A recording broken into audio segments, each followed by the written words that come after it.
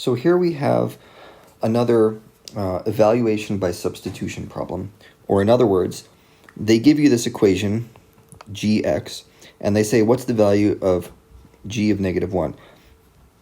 What they mean by that, what g of negative 1 means is g of x equals negative 1. So everywhere you see x in this equation, you're going to put negative 1 in its place.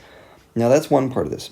There's also a twist here, which is that if you look closely, you're going to see two equations. There's one, there's the other. So the question is, which one of these equations do we use? And that's why this is called a piecewise function. Notice that phrase, piecewise function. The reason it's called piecewise is because there's one equation in certain places. See, if x is greater than 0, you have one equation. But if x is less than 0, you have a different equation. And the question is, which one of these equations do we use? Well, the way you figure it out is you look at x. X equals negative 1. So that means we're going to use the equation where x is less than 0, because the equation x greater than 0 does not apply. So now you take negative 1 and you plug it into this equation.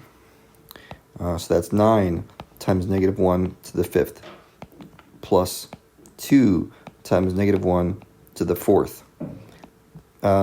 plus minus 9 times negative 1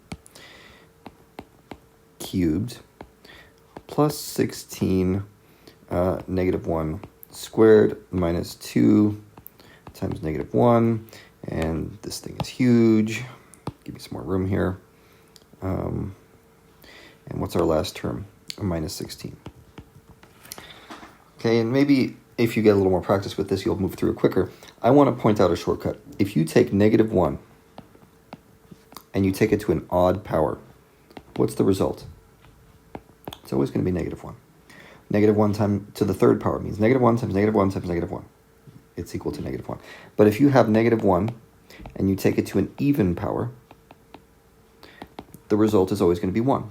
So what that means is you can replace these things in here with negative 1 plus 2 minus 9 plus 16